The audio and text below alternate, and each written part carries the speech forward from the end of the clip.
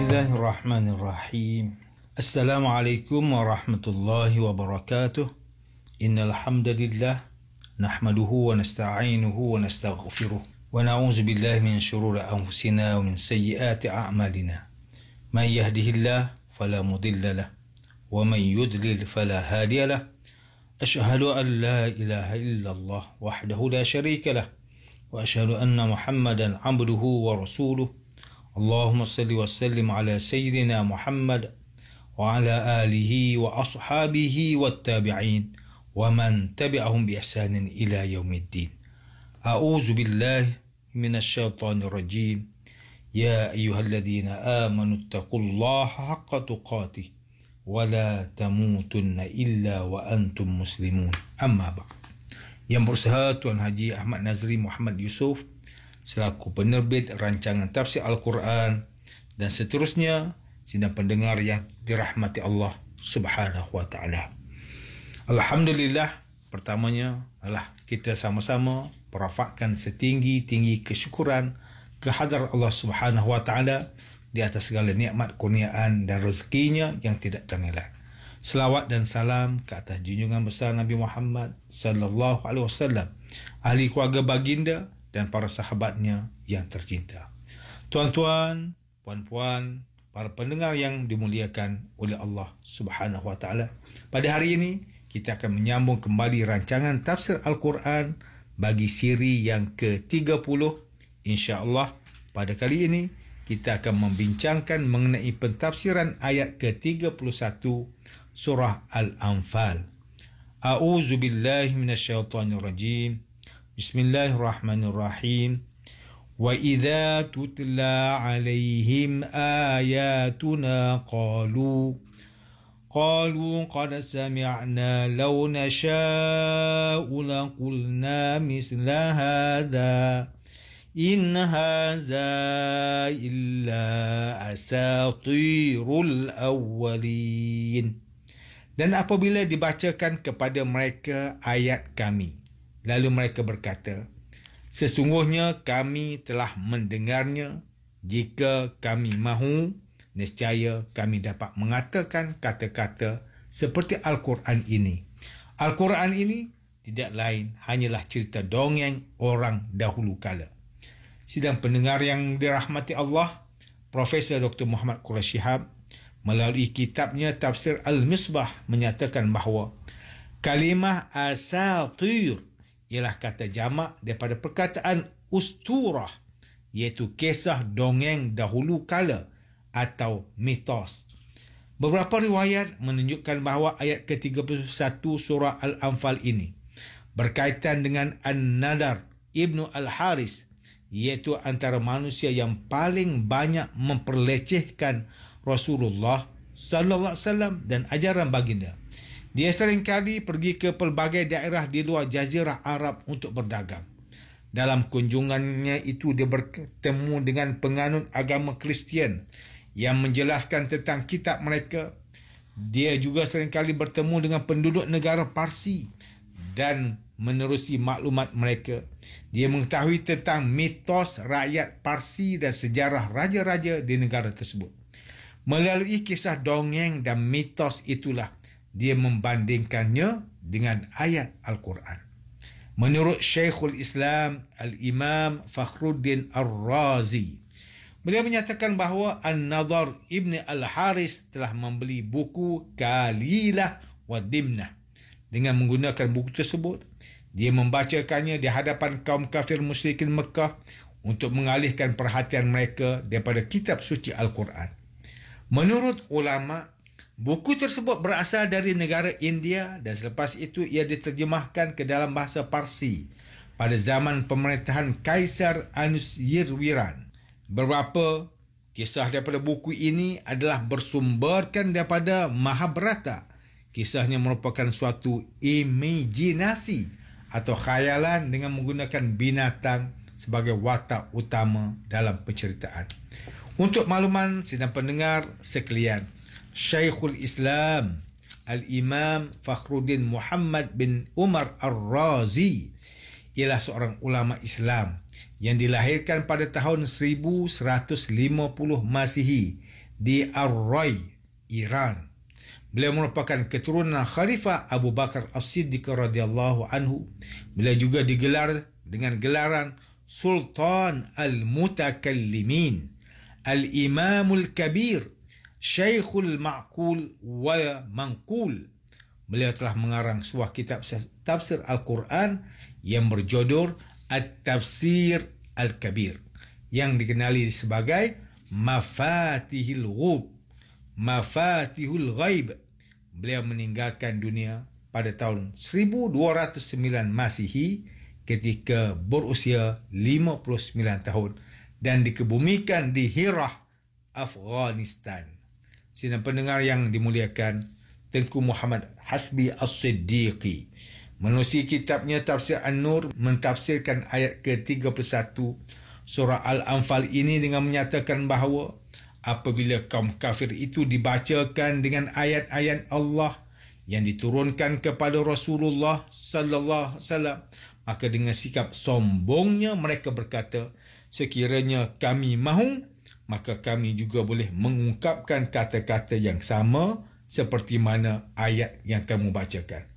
Menurut Tengku Muhammad Hasbi As-Siddiqi, terdapat keterangan yang menyebutkan bahawa orang yang berkata demikian ialah An-Nadhr Ibn Al-Haris, iaitu orang yang selalu berkunjung ke negara Parsi. Di sana, beliau telah mendapat maklumat daripada para pembesar negara tersebut dan dapat mendengar pembacaan kitab Taurat dan Injil daripada orang Yahudi dan Nasrani. Manakala Hamka melalui kitabnya Tafsir Al-Azhar, ketika mentafsirkan ayat ke-31 surah Al-Anfal ini menjelaskan bahawa pada ayat Al-Quran yang diturunkan di Mekah terdapat banyak kisah para rasul yang terdahulu, seperti kisah Nabi Nuh, Nabi Hud, Nabi Saleh, Nabi Lut, Nabi Shu'aib dan lain-lain. Kaum kafir musyrikin Mekah diseru supaya mendengar kisah umat terdahulu, tetapi mereka menjawab bahawa mereka telah mendengar kisah-kisah tersebut.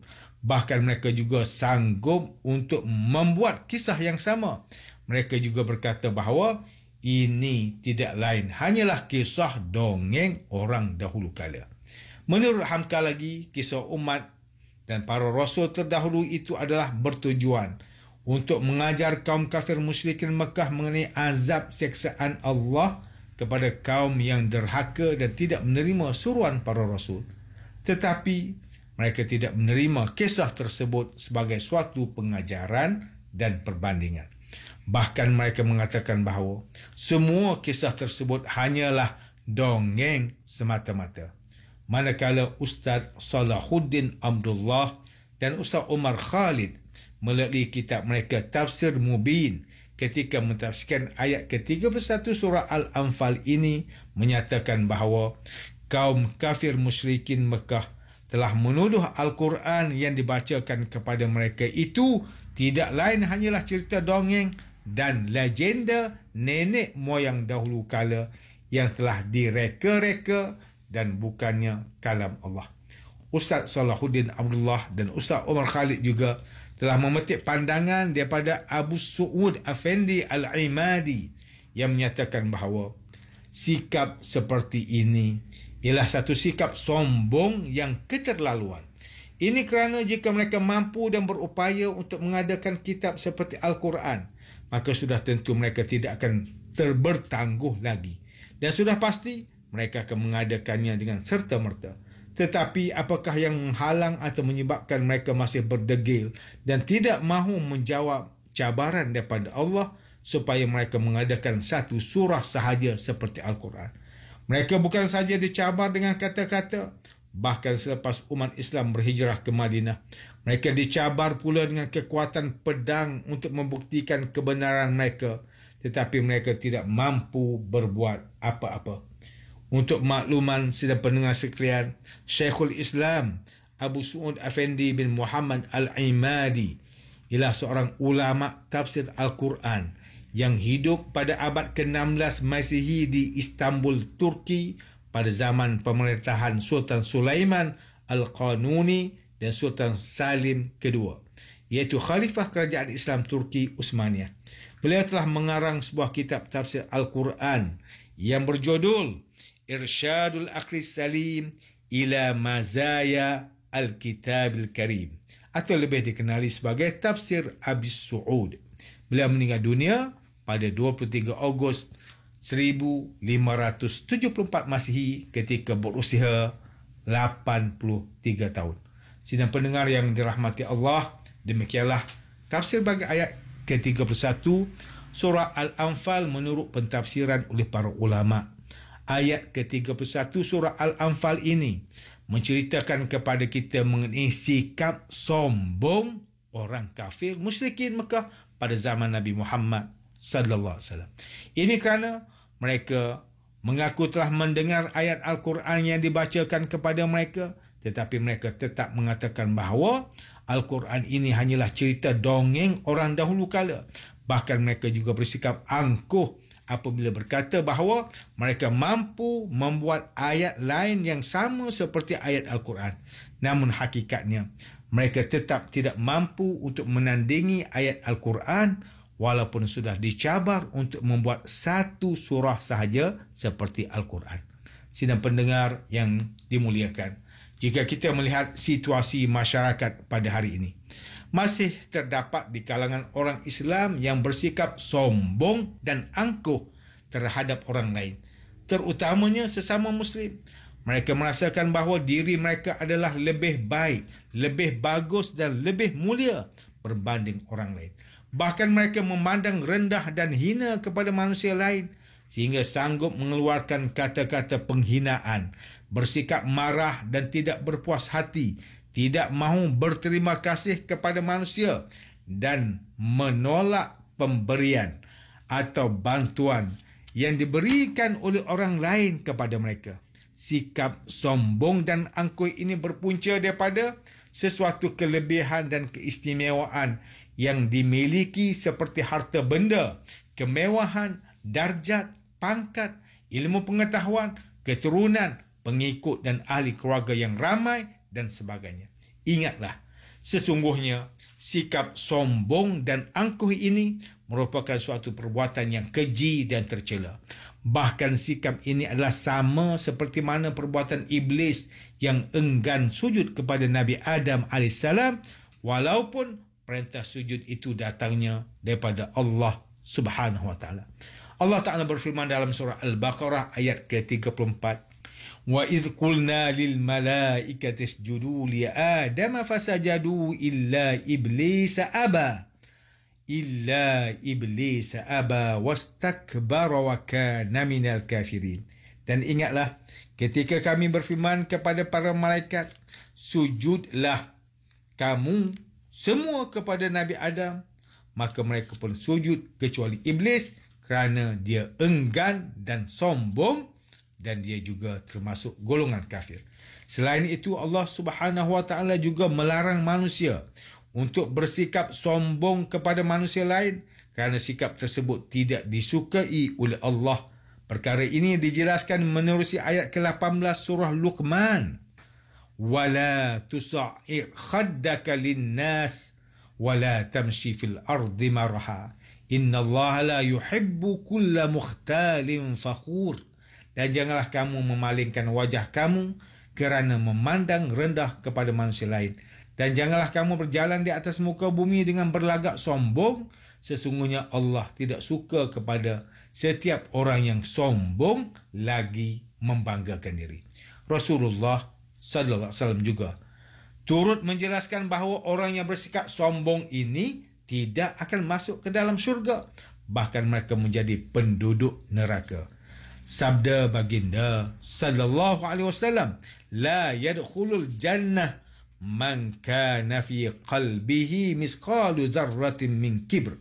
Tidak akan masuk ke dalam syurga bagi orang yang dalam hatinya terdapat sifat sombong sebesar zarah. Hadis riwayat Imam Muslim. Dalam hadis yang lain, Rasulullah sallallahu alaihi wasallam bersabda, ala ukhbirukum bi ahli nar? Qalu bala. Qal kullu utullin jawazin mustakbir. Maukah kamu semua untuk aku beritahu mengenai penduduk neraka? Para sahabat menjawab, sudah tentu wahai Rasulullah. Baginda bersabda, mereka semua ialah orang yang bersikap keras, lagi kasar, tamak, lagi rakus dan sombong. Hadis riwayat Imam Muslim. Sidang pendengar yang dirahmati Allah, antara pengajaran yang boleh kita ambil daripada tafsir ayat ke-31 surah Al-Anfal ini ialah, pertama, setiap Muslim hendaklah menjauhi sifat sombong dan angkuh terhadap orang lain, terutamanya sesama Muslim. Ini kerana sifat ini tidak disukai oleh Allah Subhanahu Wa Taala. Bahkan di akhirat nanti orang yang bersifat sombong dan angkuh ini tidak akan masuk ke dalam syurga, tetapi mereka menjadi penghuni neraka. Kedua, jangan sesekali memandang rendah dan hina kepada manusia lain. Ini kerana perbuatan tersebut merupakan suatu sikap yang keji dalam Islam. Bahkan perbuatan ini dibenci oleh manusia lain dan melahirkan sifat dendam serta permusuhan.